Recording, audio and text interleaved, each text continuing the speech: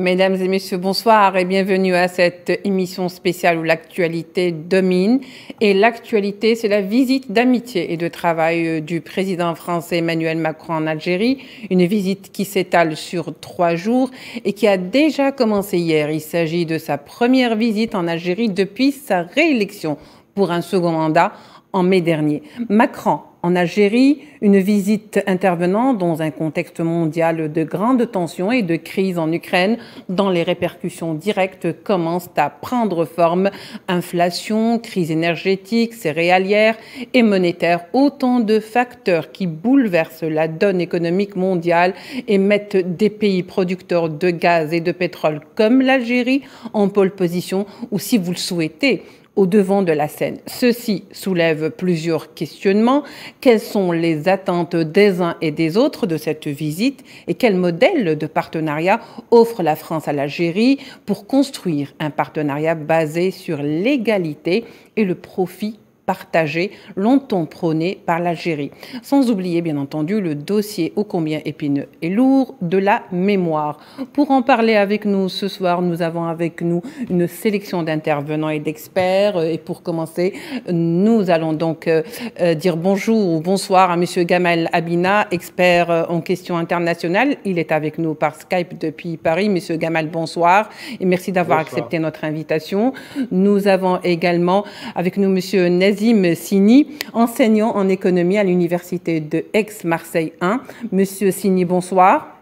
Bonsoir, merci pour votre invitation. Et nous rejoint par téléphone Monsieur Riyad Sidawi, directeur du CARAPS, Centre arabe de recherche et d'analyse politique à Genève. Monsieur Riyad Sidawi, bonsoir et merci d'avoir accepté notre invitation. Bonsoir. Et pour donc entretenir ce débat, nous avons ici présent sur le plateau Kherdine Batache, journaliste avec nous à la rédaction française de Al24 News. Bonsoir Bonsoir Kherdine. Donc nous allons sans plus tarder rentrer dans le vif du sujet et le sujet c'est la visite, je dirais, du président français Emmanuel Macron en Algérie, une visite qui en dit long, sur lesquelles plusieurs lectures peuvent se forger, une visite qui est la première également depuis sa réélection à un second mandat présidentiel.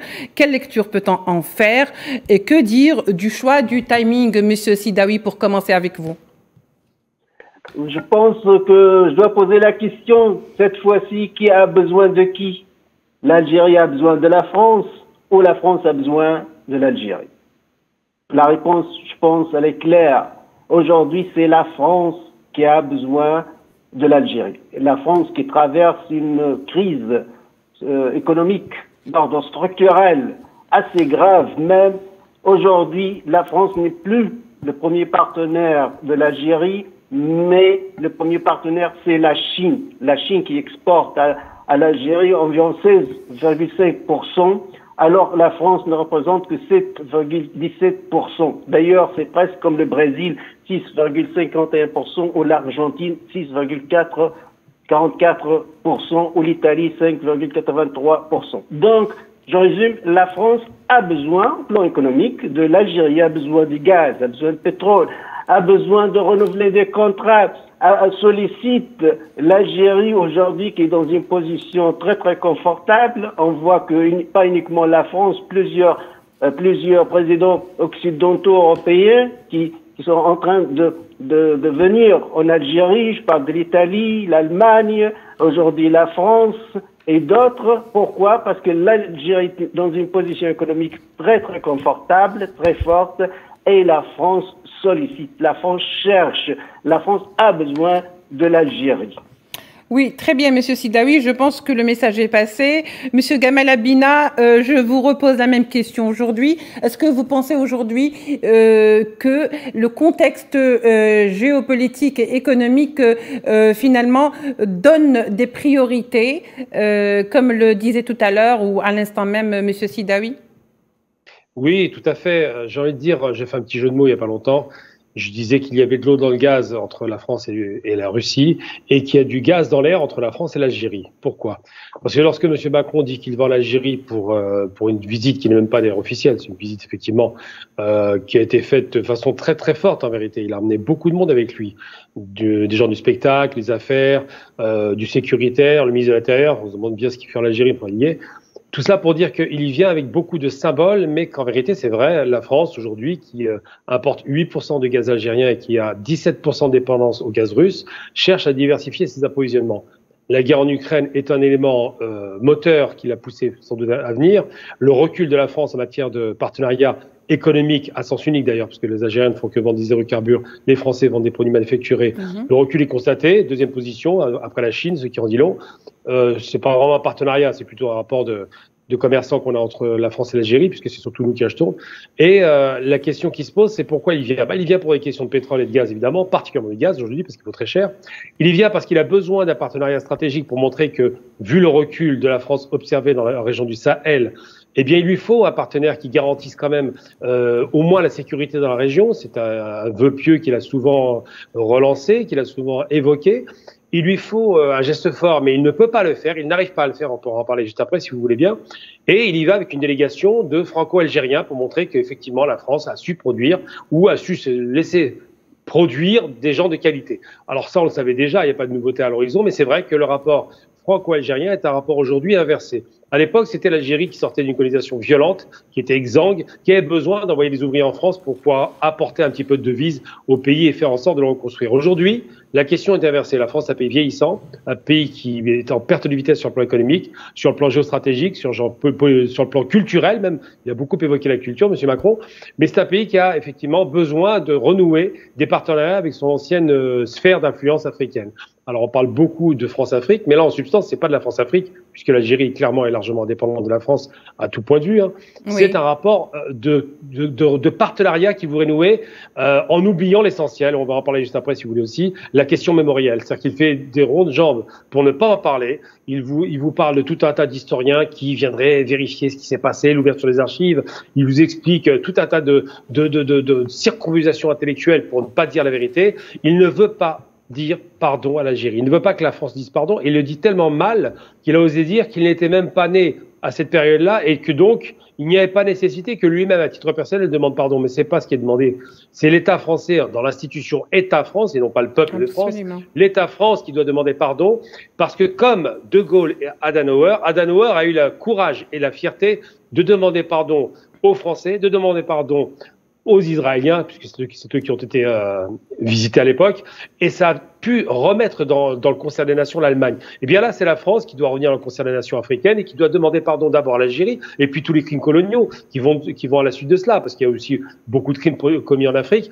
Monsieur Macron n'a pas ce courage-là, et c'est dommage en vérité, parce que qu'est-ce que ça lui coûterait? Si ce n'est peut-être que l'extrême droite, qui est dans son rôle, et la droite, qui est plus grand chose, lui reproche cela. Mais aux yeux et au regard de l'histoire, il en sortirait grandi. Et malheureusement, il n'a pas ce courage. Oui, très bien, Monsieur Gamal Abina, je me tourne vers vous. Donc, Kherdine Batache, il faut dire aussi que ce dossier de la mémoire est très lourd et très chargé. D'ailleurs, nous allons y revenir, n'est-ce pas, Monsieur Gamal Abina? Mais il y a aussi le volet économique. Depuis plusieurs années, l'Algérie reproche à la France et à ses entreprises, d'ailleurs, de suivre une certaine logique purement mercantile et dans sa relation avec le marché algérien. Qu'en pensez-vous, Kherdine? Exactement. La France a eu pour mauvaise habitude durant de longues années de penser que le marché algérien lui était promis de fait, ainsi qu'à ses entreprises. C'est une logique, bien évidemment, dans la logique de l'économie complètement fausse et qui n'a pas d'avenir, que ce soit avec l'Algérie ou avec tout autre pays. Nous avons également vu beaucoup de pays africains qui se disent d'une manière ou d'une autre plus dépendants de la France et qui veulent changer justement de logique économique bilatérale avec la France. L'Algérie est dans cette optique-là, elle l'a bien exprimé justement, elle ne veut plus avoir cette relation, elle ne l'a jamais eue. C'est la France qui a eu cette relation avec l'Algérie, une relation de marché. Qu'est-ce que cela veut dire? Eh bien, tout simplement que les entreprises françaises ne sont jamais enclines à en faire davantage pour créer de la richesse économique, pour créer des emplois, pour créer ce qu'on appelle de la valeur ajoutée en matière d'économie en Algérie. Elle préfère avoir des marchés, elle préfère être dans une position plutôt favorite par rapport à ses concurrents. Peut-être que c'était le cas pour certaines entreprises dans le passé. J'aimerais bien rappeler que ce n'est plus le cas. Maintenant, c'est un logiciel qui est révolu, c'est un logiciel qui est dépassé actuellement. Alger ne veut plus entendre parler de cette relation de travail entre les entreprises françaises d'une part et les entreprises algériennes d'une part, mais également le gouvernement français d'une part et le gouvernement algérien d'une part. Et il est temps peut-être que la France l'entende de cette oreille, tout simplement. Oui, alors est-ce que vous partagez le point de vue de Khaireddine Battache, M. Sini ? Vous qui êtes jeune et qui êtes également ce qu'on appellerait une élite en France aujourd'hui, une élite algérienne, est-ce que vous partagez justement ce point de vue ? Oui, totalement, totalement. Et j'allais juste rajouter, vous savez, aujourd'hui, on est dans un changement de paradigme total. Et même dire, vous savez, quand vous êtes un pays qui aspire à s'internationaliser comme l'Algérie, eh ben, vous avez le droit de rechercher d'autres fournisseurs, d'autres partenaires commerciaux. Le monde ne tourne pas autour des entreprises françaises. Et lorsque vous êtes du côté français, quand vous allez vous implanter dans un pays hôte comme l'Algérie, avec toutes ses richesses humaines, richesses minières, ben, vous devez respecter ce pays et le considérer. Et on a eu le sentiment, effectivement, par le passé, que les entreprises françaises arrivaient en Algérie presque en terrain conquis. On peut donner une explication sur le fait qu'il y avait certaines largesses qui étaient octroyées par le passé, évidemment, à ces entreprises-là, à qui on déroulait tout simplement le tapis rouge. Aujourd'hui, ce n'est plus le cas. Aujourd'hui, les Algériens, le gouvernement algérien souhaitent renouer des partenariats sur une forme de réciprocité, de respect mutuel et surtout ce qu'on appelle le fameux partenariat win-win où l'économie algérienne s'en trouve grandie et aussi qu'elle puisse tirer profit, elle aussi, de ce rapport économique. Donc c'est pour ça que je partage complètement l'avis de M. Battache et j'allais rajouter une chose, vous savez, aujourd'hui, le monde est vaste. Et l'Algérie a de vrais atouts à faire valoir, donc elle est en position de force, surtout dans un contexte géopolitique extrêmement tendu, mais au-delà des aspects de gaz et des aspects, j'allais dire, de matières premières, aujourd'hui il faut savoir que l'Algérie a des fondamentaux économiques extrêmement intéressants, voire même exceptionnels dans la région. Vous avez des infrastructures vraiment de qualité, vous avez aussi un coût de matières premières, qui est, notamment le mètre cube de gaz, qui est un des plus compétitifs en Afrique. Vous avez aussi un coût de main-d'œuvre qui est extrêmement attractif et puis un environnement des affaires qui a été complètement chamboulé. Donc on est sur une autre vision de l'économie de marché et c'est pour ça que je pense que l'Algérie doit absolument aplanir et revoir l'ensemble de ses rapports commerciaux et économiques avec la France. Donc j'allais dire, pour résumer en somme, c'est soit on respecte les nouvelles règles du jeu ou sinon, écoutez, on incite les entreprises françaises à investir ailleurs. Oui, absolument. L'Algérie a adopté depuis quelque temps quand même une politique extérieure bien définie sur le plan économique et politique, basée, comme vous le disiez, comme le disent aussi tous nos invités, sur un partenariat d'égalité. C'est un petit peu le but recherché par l'Algérie, ou ce qu'on appelle le partenariat gagnant-gagnant, et de profit partagé, pourquoi pas. Les iniquités donc partenariales ne font plus partie des prérogatives ou des aspirations de l'État algérien, et ce depuis longtemps. Alors voyez-vous, avec en plus les bouleversements économiques en ce moment et les crises dans lesquelles que vit le monde actuel, Monsieur Sidaoui, il y a de quoi revoir un petit peu tous ces calendes. Qu'est-ce que vous en pensez plutôt, Monsieur Sidaoui? Moi, je pense que tout d'abord, paradoxalement, j'ai regardé la conférence de presse de Monsieur Macron. Oui. Il parlait plus des questions culturelles, d'ordre culturel, qu'il ne parle pas de l'économie, il parlait de l'Ukraine, du climat, du cinéma, de l'histoire, de la philosophie de l'histoire. Mais il évite de dire, franchement, je suis là, je cherche des contrats, je suis ici, je cherche la place de la France en Algérie, qui a une économie très très prospère actuellement, et il évite. Nous savons bien que Monsieur le Président Abdelmajid Tebboune a dit dans un entretien que l'Algérie réfléchit sérieusement à s'adhérer aux BRICS, les pays des BRICS, donc à côté du Brésil, Russie, Inde, Chine et Sud-Afrique, Et ça, c'est une nouveauté, évidemment. Ça bouleverse Macron, ça bouleverse la France, que l'Algérie a une souveraineté politique, une souveraineté militaire, puisque l'armée nationale populaire algérienne s'arme de la Russie, qui a arrêté l'Union soviétique, et de la Chine, et aussi au plan économique, on quitte la France, on quitte l'Union européenne progressivement en cherchant les intérêts algériens, parce que chacun cherche ses propres intérêts. C'est pour cette raison j'ai vu ce paradoxe. Il parlait que de la culture et des questions culturelles, mais ne veut pas dire la vraie cause de sa présence en Algérie, je veux dire l'économie. Oui, très bien. Je crois que même s'il ne le dit pas, les choses se sont fait ressentir. Monsieur Gamal Abina, vous savez que lorsqu'il s'agit des relations algéro-françaises, il y a toujours beaucoup de points délicats, de sensibilité, il est vrai. Mais que pensez-vous du timing de cette visite donc du président français en Algérie? Ça sent la précipitation. On n'est pas dans une visite qui était planifiée. Il rate un véritable rendez-vous avec l'histoire parce que 60 ans après, il aurait dû être présent, par exemple, pour les commémorations. Il n'a pas été présent. Et j'ai envie de dire une chose, il y a une sortie qui vient d'être faite par M. Macron, qui vient effectivement pour essayer de repositionner la France en Algérie sur le plan économique, qui nous parle de cinéma, de culture, de sport, de start-up, des choses marginales qui ne sont pas de l'investissement sérieux, qui ne parle pas des fautes de Renault, par exemple, qui n'a pas produit de véhicules sur place, mais juste de l'assemblage avec du matériel fabriqué en France. Donc ça, on parle bien des sous-traitants qui n'ont jamais été faits. D'ailleurs, j'ai eu l'occasion à la ville de Paris une fois de m'entretenir en public avec un des responsables de Renault et qui m'avait opposé par rapport à la sous-traitance qu'il fallait du temps pour fabriquer des véhicules et qu'il a fallu un siècle à la France. Et je lui ai répondu qu'il faut 6 mois pour installer des sous-traitants sur un territoire à partir du moment où vous avez les fonciers industriels et la main-d'œuvre. Donc c'est un mensonge. Ils ne veulent pas que l'Algérie ait une autonomie de ce point de vue-là et ils veulent continuer à vendre des produits manufacturés par la France. Ça rapporte plus qu'évidemment des produits primaires comme le gaz, pétrole, fer qu'on est en train de développer. Oui. Donc la question, c'est au niveau calendaire, d'abord il a fait une grosse faute là récemment, il vient de dire un truc assez extraordinaire, vous allez apprécier le propos, il parle d'une histoire d'amour qui a sa part du tragique. J'ignorais, dans le vocabulaire moderne, que le viol d'un territoire pouvait être une histoire d'amour avec une part de tragique. Non, il n'y a pas d'histoire d'amour entre la France et l'Algérie, il y a une agression qui a duré 132 ans et qui s'est soldée par un massacre à grande échelle. Et le problème de M. Macron, il oppose d'un côté ce qu'il appelle la fierté, donc la fierté nationale de l'extrême droite française, qui fait le là aujourd'hui, à la repentance qu'on ne lui réclame pas, mais simplement des excuses d'État dûment présentées pour que la relation franco-algérienne soit relancée. Et quelle relation ? Pas cette relation de boutiquiers qui vendent des produits manufacturés chez eux et nous récupèrent à chaque fois la devise. Non, c'est pas ça dont on parle.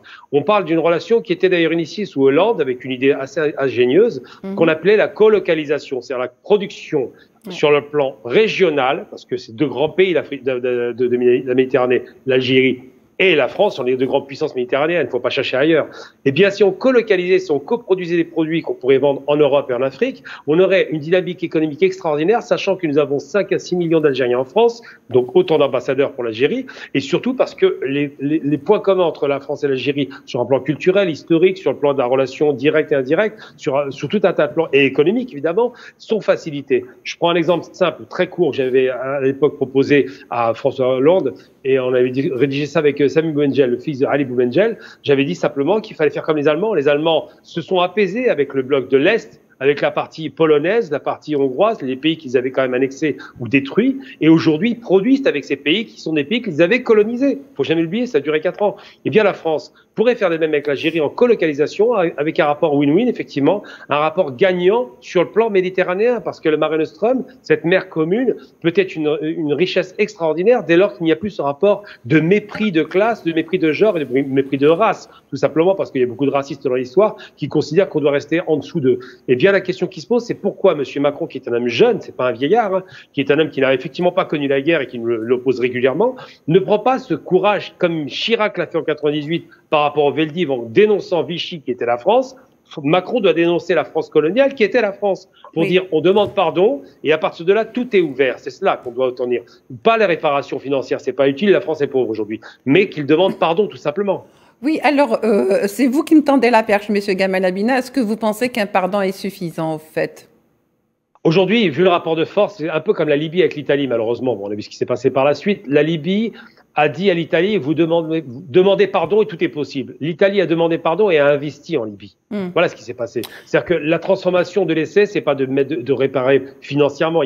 D'abord, ça fait 60 ans et la plupart des martyrs sont morts. Il faut pas oublier quand même en Algérie, hein, c'est pas rien. On a assassiné un tiers de la population en rentrant sur le territoire et on a assassiné 10% de la population en en sortant. Donc ça, c'est pas pardonnable. C'est un crime vraiment qui a une proportion abyssale. C'est-à-dire que si M. Macron et la France ne demandent pas pardon, c'est parce qu'ils se rendent bien compte de la barbarie qui a duré 132 ans. Donc oui. Effectivement, oui, il faut demander pardon. Il faut pas demander de l'argent parce qu'on n'est pas des mendiants. D'abord, il y a un petit peu de fierté, le NIF algérien, mais surtout, la France, si elle demande pardon, elle peut travailler en collaboration parce que les Algériens, une fois qu'elle leur a dit pardon, on n'a plus de raison de réellement demander autre chose. Qu'est-ce qu'on va demander aux Français ? Un pardon apaiserait beaucoup de blessures et ce serait le début peut-être d'une nouvelle ère. D'ailleurs, à ce propos de la question mémorielle, nous allons donc écouter ce sujet signé Souad Benbatouche et on revient pour terminer et poursuivre le débat. Exorciser le douloureux passé pour aller vers un avenir meilleur, Alger entend bien mener les choses dans ce sens. Et pour ce faire, l'assainissement du dossier de la mémoire est primordial.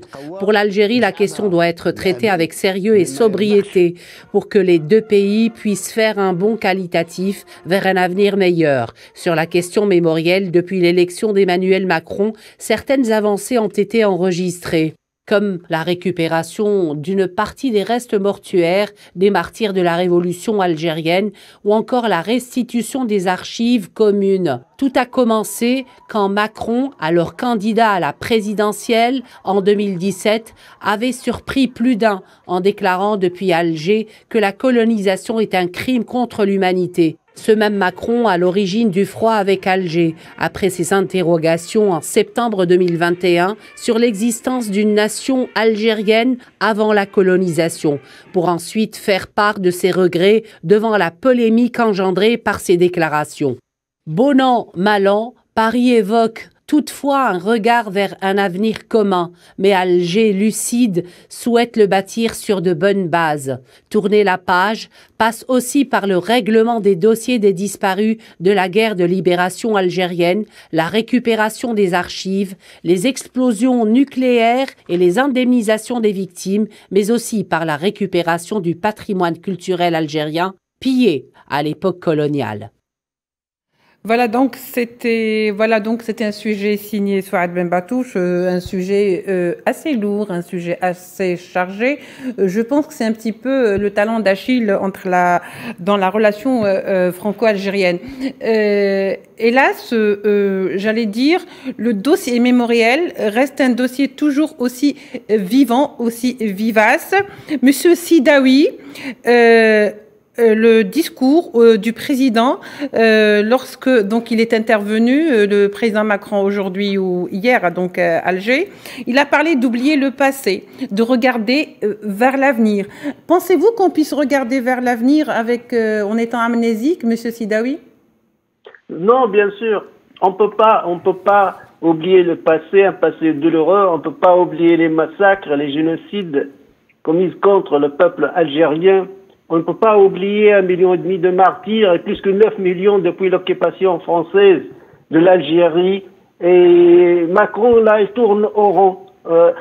Certes, les jeunes, on a pensé qu'en tant que jeune n'est pas impliqué directement dans la guerre d'Algérie, il va être plus compréhensif, plus courageux. Mais non, je pense toujours il est otage de ce cercle. De ce cercle qui pense toujours de la colonisation, de cercle nationaliste français qui ne veut pas admettre, qui ne veut pas reconnaître ces massacres en Algérie. D'ailleurs, il y a même ceux qui disent qu'on a exporté la civilisation en Tunisie, en Algérie, en Maroc, etc.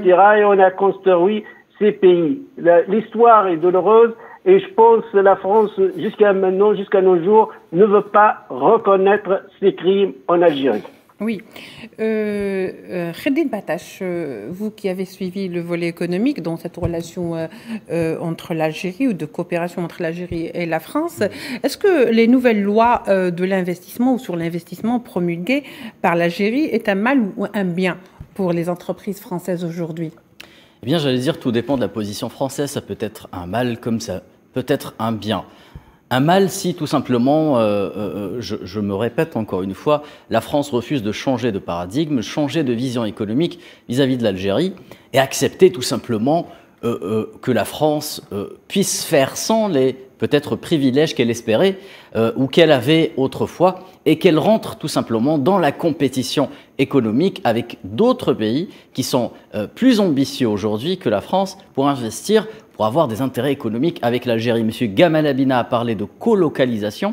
Je rappelle, et il l'a mentionné, que l'Allemagne l'a fait avec la Pologne. On appelle ça en Allemagne un Interland, c'est-à-dire une sorte de terre avec laquelle on travaille, où on exporte des entreprises tout simplement pour colocaliser la production et se partager tout simplement les bénéfices et les biens de cette production. Et ça fonctionne très très bien dans le modèle allemand. La France, du temps de François Hollande, oui, envisageait justement d'aller vers ce projet.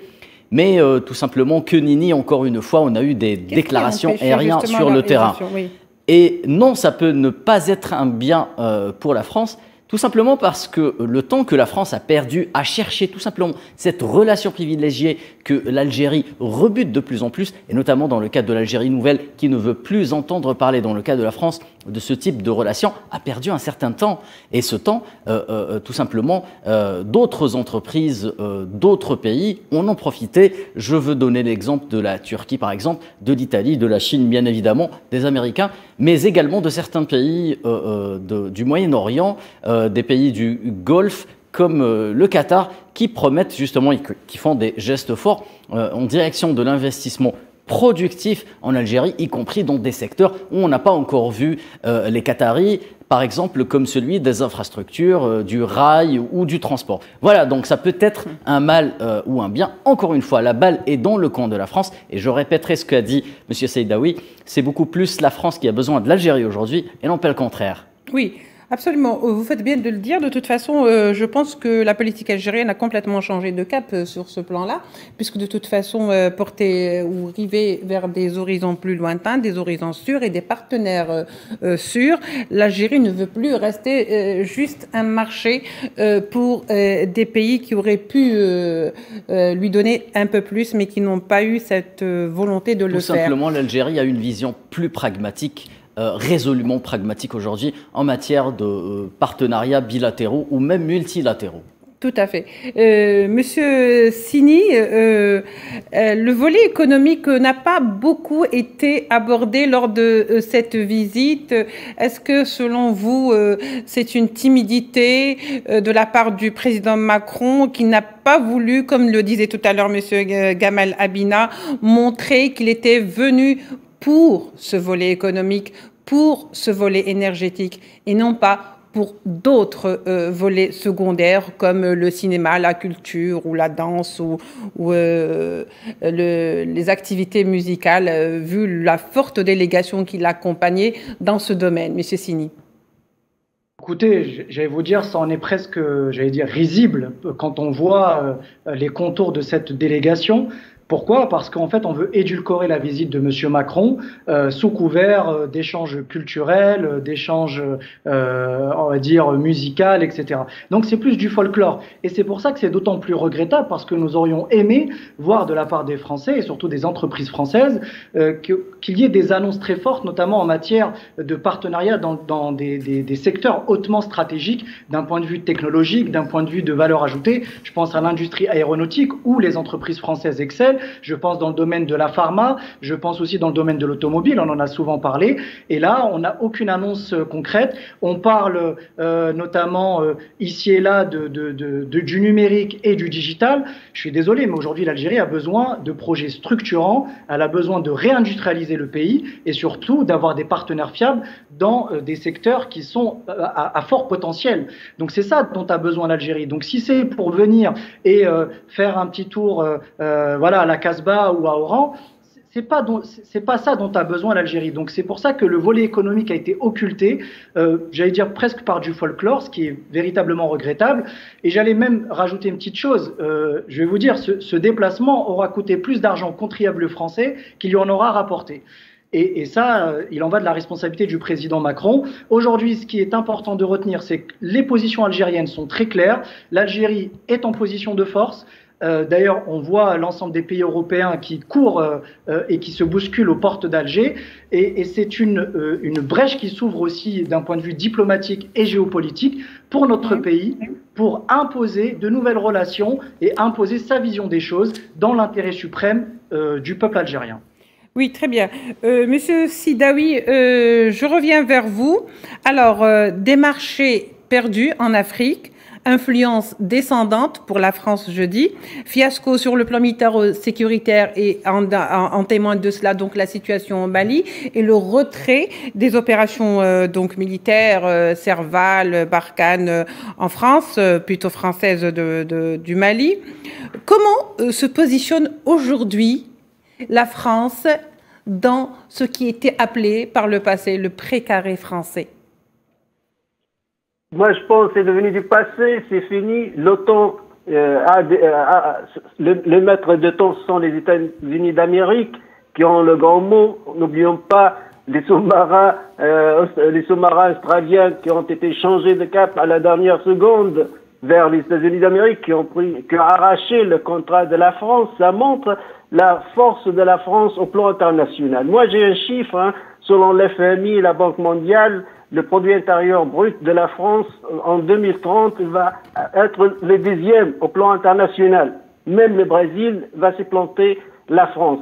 Évidemment, aussi en Afrique, la France a perdu tout d'abord le Rwanda, puis le Mali, puis le Burkina Faso, des manifestations au Tchad contre... Parce que le problème de la France, comme le problème de la Grande-Bretagne, ils n'ont pas compris qu'elles ne sont plus des grandes puissances mondiales dominantes. Après la Deuxième Guerre mondiale, c'est fini. On a compris qu'il y a de nouvelles puissances mondiales. La France est en train toujours de vivre cette histoire, cette nostalgie qui se répète. On voit bien la philosophie, l'histoire, etc. C'est toujours une nostalgie à l'époque coloniale. Non, aujourd'hui, la France, quand on traite avec ces chiffres, c'est un pays qui est en train de perdre des points chaque jour sur tous les plans, sur tous les plans technologiques et scientifiques. N'oublions pas ça. On profite d'autres puissances montantes, évidemment, notamment la Chine. Que la France perd aussi sa langue. On commence au Maghreb de réfléchir et d'introduire l'anglais comme une langue dès le primaire. C'était la décision prise en Algérie cette année. Je pense que d'autres pays maghrébins vont la suivre. D'ailleurs, on a vu que aussi sur la forme, puisque Macron a agressé l'Algérie, il a parlé que la nation algérienne n'existe pas. Abdelmajid Tebboune, le président Abdelmajid Tebboune a parlé avec une arabe littéraire. Aussi, c'était écrit en arabe et en anglais. Que ce soit devant M. Abdelmajid Tebboune ou M. Macron, c'est un message clair, je ne dis pas un message codé. L'Algérie est un pays souverain, est un pays fort, puissant, en plan militaire, régional, économique surtout, donc n'a plus besoin de la France, n'a pas besoin de la France, mais c'est la France qui a besoin de l'Algérie. Donc, M. Macron, que vous voulez, qu'est-ce que vous voulez de l'Algérie? Oui, très bonne question, Monsieur Riyad Sidaoui. C'est la question que tout le monde se pose. Monsieur Gamel Abina, les pays d'Afrique, de plus en plus, ceux qui étaient dans le précaré donc de cette France-Afrique, cherchent à sortir de ce giron français et cherchent surtout des partenariats de qualité, d'égal à égal, des partenariats gagnant-gagnant, comme on le dit ou comme on aime à l'appeler. Un modèle que la France n'offre pas, hélas, de nos jours, y compris avec son partenariat avec l'Algérie. Pensez-vous que Macron réussira ce challenge à se repositionner pour séduire ceux qui ont voté pour lui? Vous savez, je vais dire une chose là. J'ai une copine qui est partie avec lui dans cette délégation, qui est députée, que je salue d'ailleurs, Saouila Sebaï, qui fait partie d'Europe Écologie Les Verts. Et je vais lui poser la question directement de savoir ce qui a été dit en substance. Qu'est-ce qui a été négocié? Oui. La problématique que je pense être une réalité, c'est que la France est un pays de paranoïaques. Alors je m'explique. Ils ont une paranoïa sur le terrain économique. C'est-à-dire que les Français, qui ont une peur bleue de la concurrence, qui ne veulent pas affronter les concurrents directs, et c'est la raison pour laquelle d'ailleurs ils étaient en situation compliquée avec le reste de l'Europe, les Français ne veulent pas voir un partenaire comme le partenaire, je parle d'un vrai partenaire parce qu'on n'a pas de partenaire avec la France aujourd'hui. Le partenaire, c'est quelqu'un qui travaille avec vous, c'est pas quelqu'un qui travaille contre vous ou en vous vendant des produits, ça c'est pas un partenaire, c'est un client. Aujourd'hui, l'Algérie pendant des années, était un client de la France, pas un partenaire.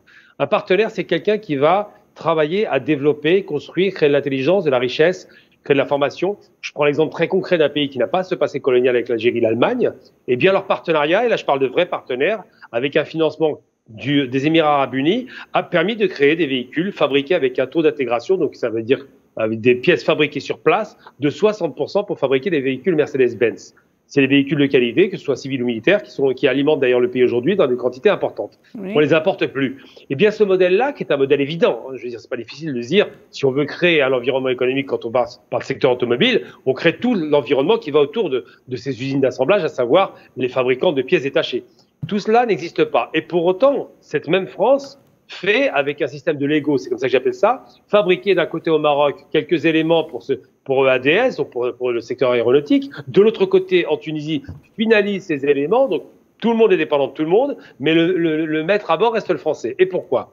Parce que la France, quand elle investit dans ces pays-là, elle détient 100% du capital de l'entreprise dans laquelle elle s'installe. Par exemple, Renault-Tanger est détenu à 100% par la maison mère, ce qui fait qu'ils bénéficient d'une franchise d'impôt pendant 5 à 10 ans. Ils ne payent pas d'impôts. Ils ont des salaires très bas puisque les ouvriers là-bas ne sont pas payés cher.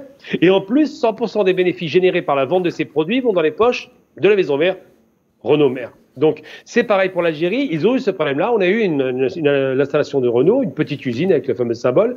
Mais les bénéfices devaient revenir à l'actionnaire majoritaire qui est l'Algérien à 51%. Et donc, ça ne leur a pas plu. Réellement, ils se sont dit, attendez, on n'est pas 100% bénéficiaire et en plus on leur donne la possibilité de pouvoir être autonome. Non, ils ont refusé. Eh bien ça s'appelle de la paranoïa économique. Parce qu'en vérité, la France aujourd'hui est en concurrence avec le reste du monde et que si elle avait des partenaires avec lesquels elle parle la même langue, avec le même objectif, la réussite commune, ce problème ne se poserait pas. Donc effectivement, la question africaine va dans le même sens. Pourquoi est-ce qu'un pays comme le Mali, qui est un pays riche potentiellement, est resté pauvre pendant 60 ans après l'indépendance? C'est parce que les Français leur vendent de la ferraille, leur vendent des produits manufacturés, leur vendent des bus de troisième main, mais ne veulent surtout pas que le Malien soit capable de fabriquer ce qu'il a à faire. Et la relation malienne-algérienne, qui est une relation très ancienne et très forte, aujourd'hui, la France ne l'a pas perdu de vue. Elle se rend bien compte que l'Algérie peut influencer Assimi Goïta, et donc elle se dit, si il sécurise côté malien, nous garantissons nos approvisionnements côté Niger, par rapport à l'uranium.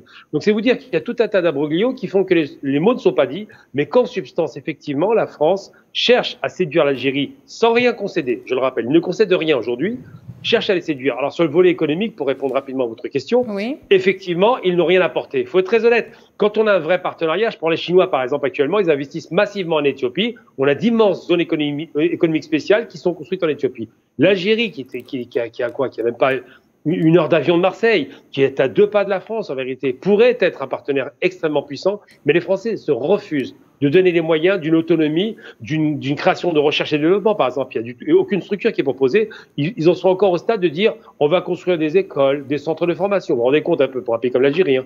Et on va revisiter l'histoire pour voir ce qui s'est passé, comme si tout le monde ne la connaissait pas par cœur, cette histoire. On en est encore à tourner en rond. On a l'impression de voir un poisson rouge qui n'a pas de mémoire et qui envoie toujours le même meuble. Et bien là, c'est pareil. Moi, je vois un monsieur Macron qui est décevant parce qu'il n'a pas de mémoire, parce qu'il dit qu'il n'est pas un enfant de la guerre. Ben, s'il n'est pas un enfant de la guerre, qu'il parle. Non, il ne le fait pas. Et ça doit nous interroger sur la paranoïa économique des Français. Je pense qu'ils ont un problème de ce point de vue-là. Oui. Alors, Kheldin Batache, quels sont les secteurs économiques français les plus touchés par ce recul des intérêts français en Algérie? J'imagine qu'il doit y en avoir beaucoup. Hein.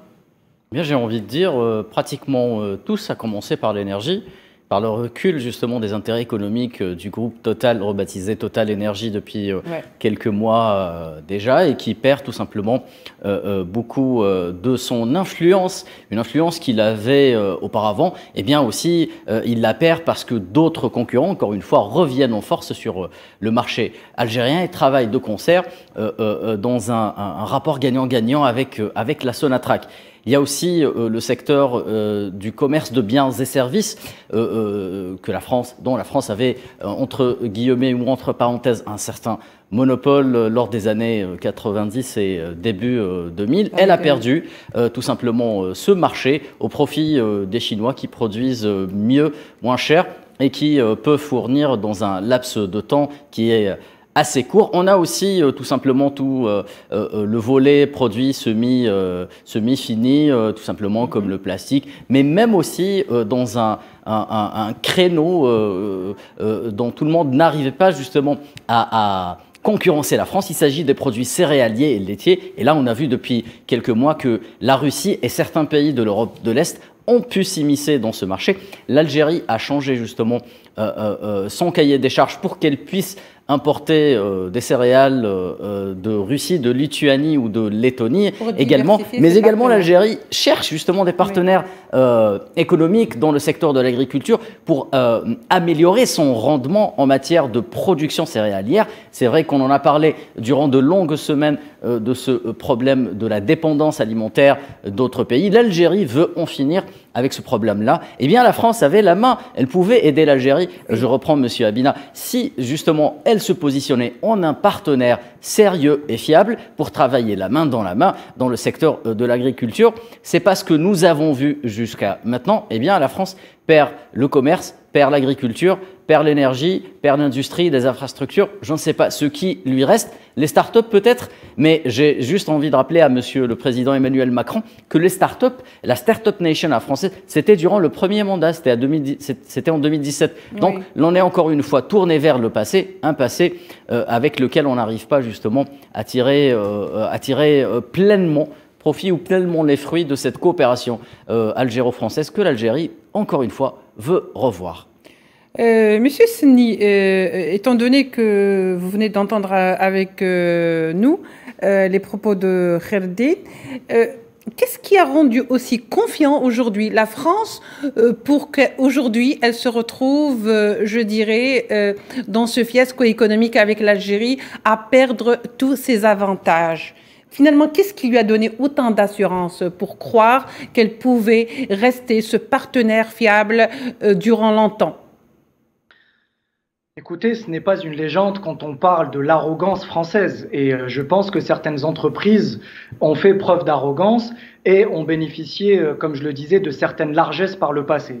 Donc elles avaient, dans un passé pas si lointain encore, des accès assez faciles au marché algérien. Et aujourd'hui, ces accès-là leur sont fermés parce que y a un nouvel exécutif, une nouvelle feuille de route, un nouveau président de la République, une nouvelle Algérie, tout simplement.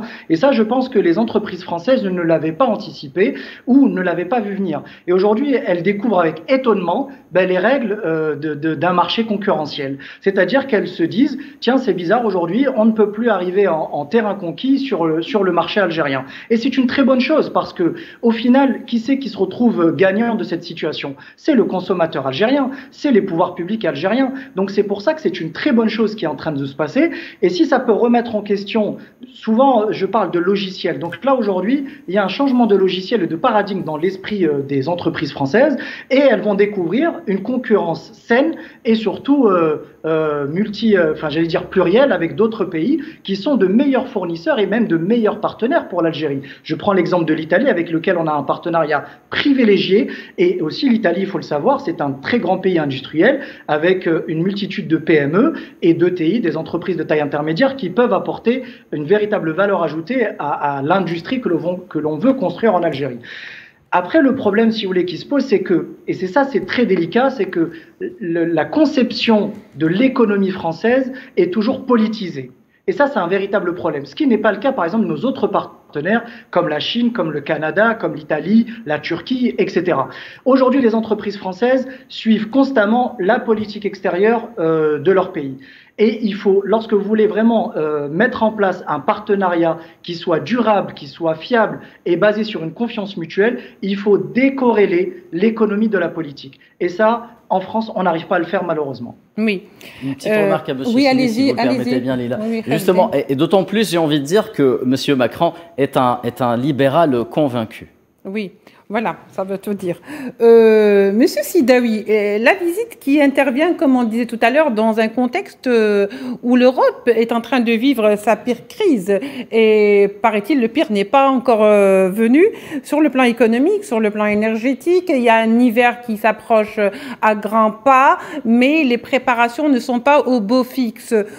Pensez-vous qu'aujourd'hui, l'Algérie, de par sa position géopolitique, géostratégique, mais également par le fait que ce soit un pays producteur de pétrole et de gaz, fasse aujourd'hui, si vous voulez, devienne aujourd'hui le pôle de certains pays, pour ne pas dire que beaucoup de pays le convoitent? Oui, évidemment, au plan énergétique, on a l'Italie.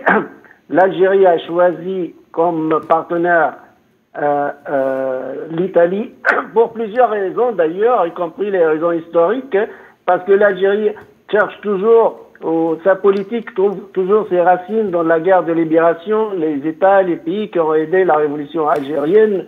L'Italie a été toujours à côté de l'Algérie, même pendant la décennie noire. Donc, elle a été récompensée, mais aussi dans le système gagnant-gagnant, si vous voulez. Donc, tout le monde doit gagner. Mais avec la France a perdu clairement, comme j'ai dit, sa place en tant que premier partenaire en faveur de la Chine. Et de loin, la Chine aujourd'hui dépasse la France de loin. D'ailleurs, au plan de Nord-Afrique et de Middle East, de Moyen-Orient, l'Algérie se considère comme le troisième partenaire pour la France, mais c'est le sixième déficit au plan de balance commerciale en faveur de l'Algérie. Et les exportations françaises vers l'Algérie représentent 17,55% sur la région du Nord d'Afrique et le Moyen-Orient. Donc, c'est un partenaire très très très important pour la France, mais elle a perdu sa place aussi, comme j'ai dit, parce que le monde est en train de se changer. On a bien compris qu'il y a des nouvelles puissances, les pays de BRICS, la Chine, en 2030 va être le premier pays au monde qui a le premier produit intérieur brut dans le monde.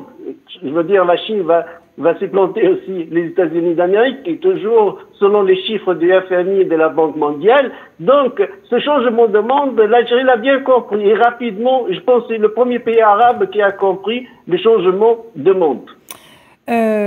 Très bien, Monsieur Riyad Sidawi.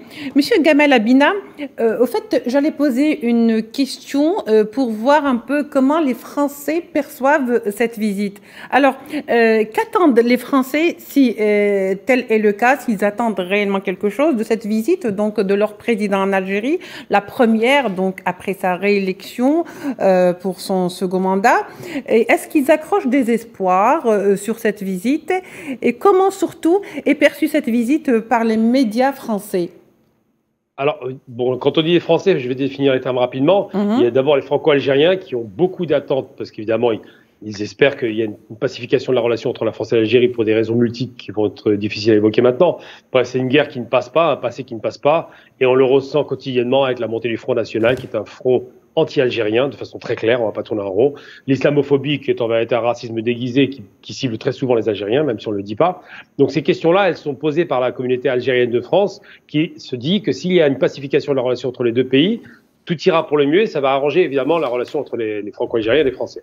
Ensuite, les Français de souche, lambda, de la population en général s'en fichent complètement. Ça leur parle pas du tout parce qu'ils sont dans d'autres problématiques. Ils sortent du Covid, il y a une crise à venir, ils la savent parfaitement présente, donc ils sont pas intéressés. Quant aux médias et aux politiques, alors les politiques, on a entendu une sortie du Dupont-Aignan, un homme d'extrême droite qui ne veut pas le dire, qui a une haine totale des Algériens et qui se vante d'avoir 60 ans comme la Révolution, mais qui ne veut pas demander pardon. Bon, c'est pas un homme très intelligent, on l'a bien compris. Vous avez Marine Le Pen et toute sa caste politique, dont un de ses mentors qui est à l'Assemblée a pris position contre l'Algérie indépendante. Les choses elles sont très claires dans la bouche du Front National, donc ce sont des vrais revanchards. Et eux ont un problème avec l'Algérie. Et vous avez les médias français qui sont scindés. Alors, il y a les médias publics et privés. Dans le public, ils retraitent cette visite normalement en expliquant les perspectives et les possibilités. Dans le privé, c'est plus spectaculaire parce qu'ils ont mis l'accent uniquement sur l'histoire du rabbin qui a été écarté pour des raisons de Covid, a-t-il dit, et peut-être d'autres raisons, on ne le sait pas. Mais une chose est certaine, c'est qu'ils mettent toujours l'accent sur ce qui ne va pas. Pas sur ce qui va et sur les perspectives. C'est-à-dire que la perception de la France vis-à-vis de l'Algérie reste sur le plan de la politique, je ne parle pas du tout des populations, ça ne les intéresse pas. Sur le plan de la politique, ça reste un rapport de défiance permanent, de critique acerbe, de revanchardisme. Il y a vraiment l'esprit très revanchard. On sent bien qu'il y a ce rapport de concurrence assez malsaine qui est installé. Et cette façon de dire, et je tiens à le rappeler, c'est important parce que le principal fondamental dans l'histoire, c'est que la France, qui perd toutes ses guerres depuis 250 ans, la dernière qu'elle ait perdue, la dernière guerre qui lui fait perdre son empire africain, c'est la guerre d'Algérie. Et cette guerre-là, ils ne voulaient pas la perdre. Et pour eux, c'est une perte de prestige. Parce que finalement, qu'est-ce qui reste de la France en termes de victoire? Napoléon, vous imaginez un peu. 1806, après ça s'arrête. Donc c'est vous dire que réellement, la France, par rapport à l'Algérie, je parle de la France politique, et intellectuels. Je ne parle pas des populations. Il faut bien faire une distinction. Les populations, c'est très loin d'elles, même si 10% de la population française est impactée par la guerre d'Algérie. Mais il n'en demeure pas moins que cette colère reste surtout politique et intellectuelle. Et cette colère est présente dans toutes les sphères de la société par rapport à ces questions-là, parce qu'il y a un rapport de défiance, il y a une détestation. Et je vais vous donner une chose juste pour finir mon propos. Oui. Quand vous allez au tribunal, si vous êtes marocain ou tunisien et que vous êtes poursuivi, les avocats, ça c'est véridique, je l'ai vécu. Oui. Les avocats prennent le soin de préciser, non mais c'est un Tunisien, non mais c'est un Marocain, donc c'est moins grave. Quand vous êtes Algérien, là ça se passe mal. Et ça, je l'ai vu systématiquement. C'est-à-dire que vraiment, à tout point de vue en termes d'institution, on a cette défiance qui existe et qui ne passe pas. Et tant que la France post-coloniale, donc macroniste, qui n'a pas fait la guerre, n'est pas en mesure de calmer les choses en ayant le courage, je parle bien de courage politique, de dire pardon, on passe à autre chose, ces problématiques resteront. Je crois que c'est le mot fatidique que les Français se refusent jusqu'à présent de dire. Kherdine, comme il ne nous reste pas beaucoup de temps, je me tourne vers vous pour donner le dernier mot, donc la dernière réponse et la dernière intervention. Comment voyez-vous l'avenir des intérêts économiques français en Algérie?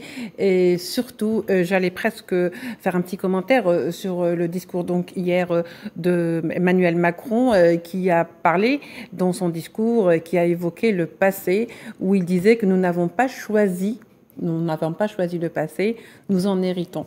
Alors je voudrais avoir votre commentaire là-dessus, avant de conclure. Bien, prenons les choses les unes après les autres. D'abord, votre question. Un avenir plutôt difficile, je le vois difficile. Je vois les intérêts français continuer tout simplement à être menacés, à baisser en Algérie, à moins que les entreprises et le gouvernement français acceptent de faire dans la pédagogie, c'est-à-dire réapprendre à travailler en Algérie, réapprendre à investir, changer leur fusil d'épaule quant aux intérêts économiques algériens qui passent, on l'a dit, par la création de la richesse, la création d'emplois, les investissements productifs, tout simplement.